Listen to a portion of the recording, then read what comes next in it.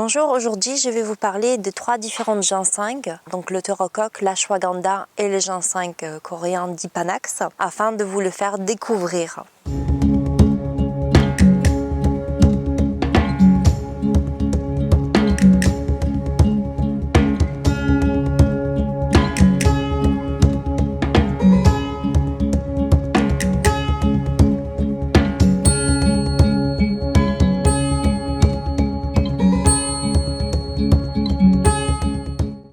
Ces 3 différents ginseng font partie de ce qu'on appelle les plantes adaptogènes. Le mot adaptogène a été élaboré après la Deuxième Guerre mondiale en Union soviétique afin de trouver une molécule qui permet d'augmenter la résistance face au stress chez les élites. Il y a 3 critères afin d'être nommés plantes adaptogènes.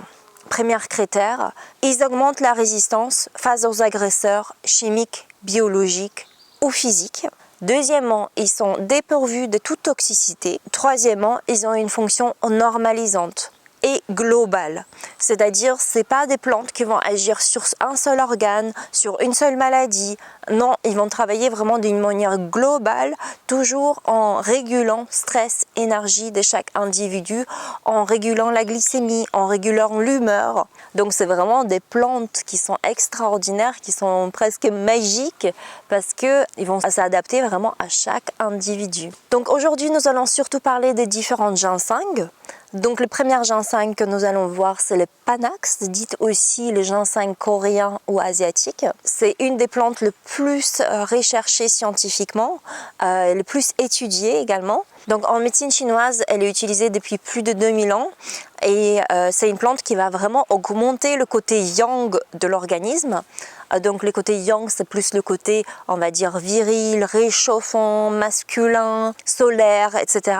Donc il peut être très intéressant chez les personnes âgées, notamment qui commencent d'être un peu frileux, qui commencent d'être plutôt en catabolisme, donc c'est-à-dire qui commencent de perdre un peu de muscles, perdre un peu de la force. Mais bien sûr, on peut l'utiliser pour tout âge, notamment au niveau hormonal, que ce soit chez les hommes et chez les femmes. Chez les femmes, il est notamment très intéressant au niveau de la ménopause, puisqu'il va diminuer tout ce qui est symptômes des bouffées de chaleur, mais également les sauts d'humeur, les désirs sexuels. Mais il est également très intéressant chez les hommes pour les côtés libido, les côtés résistants, les côtés force, etc. Il a été également prouvé qu'il a des fonctionnements antitumoral, donc il est très intéressant pour tout ce qui est cancer, mais également augmentation de l'immunité.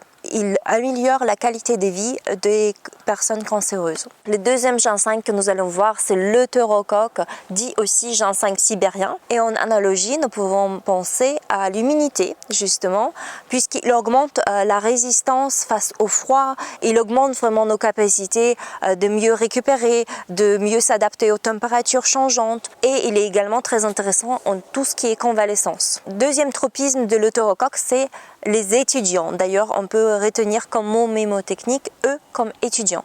En effet, il a une action sur tout ce qui est cortex cérébral, que ce soit au niveau de la motricité, au niveau de la mémorisation, au niveau du langage et au niveau de la sensorialité. Donc vraiment une super plante pour tous ceux qui font des études ou qui ont vraiment le cerveau qui chauffe régulièrement. Une autre information intéressante à savoir, c'est qu'il a augmenté les performances chez les athlètes à plus de 9%. Donc c'est énorme. Donc du coup, c'est vraiment une plante très intéressante également pour tout ce qui est sportif, comme toutes les plantes adaptogènes d'ailleurs.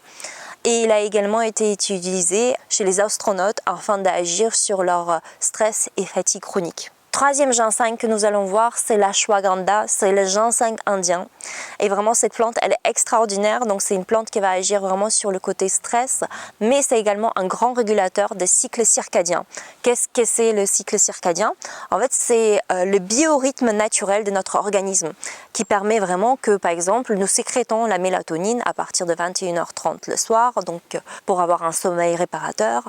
Et au contraire, que la mélatonine, par exemple, elle s'arrête de se sécréter le matin, que nous avons les pics de cortisol, donc pareil également autour de la matinée vers 6h du matin, que nous avons la tension la plus élevée à 18h30 le soir, etc. etc. Tout ça, c'est des biorhythmes de notre corps et malheureusement avec notre mode de vie actuel, il y a beaucoup de gens en fait, qui sont complètement en décalage avec ces biorhythmes. Et l'ashwagandha, elle va justement permettre d'agir sur le côté cortisol, sur le côté sérotonine. Il va vraiment réguler en fait un petit peu tous ces biorhythmes afin que le corps puisse mieux s'adapter à son quotidien. De ces faits, en fait, l'ashwagandha, elle augmente la qualité du sommeil de 72%, donc c'est énorme.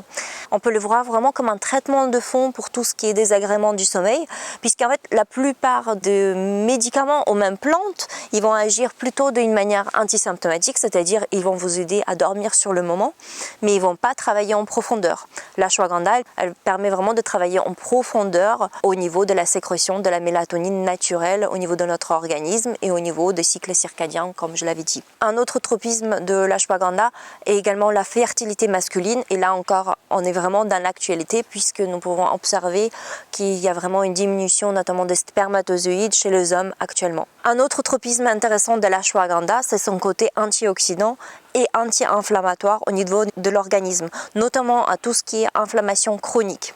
Donc elle peut être utilisée pour tout ce qui est psoriasis, pour tout ce qui est arthrose, et aussi une piste intéressante à voir au niveau des allergies.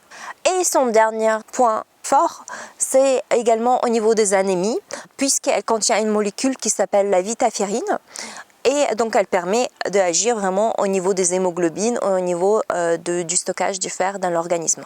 Donc si vous hésitez entre les trois, ginseng, et vous ne savez pas lequel prendre, ou au contraire vous voulez tous les prendre, il y a justement un produit qui regroupe les trois. C'est l'énergie extra de pure encapsulation. Donc il a en plus de la rhodiola qui est également une plante adaptogène. Et c'est vraiment un produit que je recommande pour tout ce qui est convalescence, pour tout ce qui est burn-in, donc stress chronique, pour tous ceux qui veulent augmenter leur performance, que ce soit physique ou mentale, pour tous ceux qui bossent comme des malades, etc. Donc c'est vraiment un super produit, et du coup vous avez vraiment des bons dosages, des extraits titrés de chacune des plantes, donc vraiment au top. D'une manière globale, j'espère que cette vidéo vous a donné envie de découvrir ces plantes qui sont vraiment juste extraordinaires, de les intégrer dans votre quotidien. Et justement, dites-moi en commentaire si vous avez déjà utilisé les plantes adaptogènes, et si oui, quel effet cela a fait sur vous.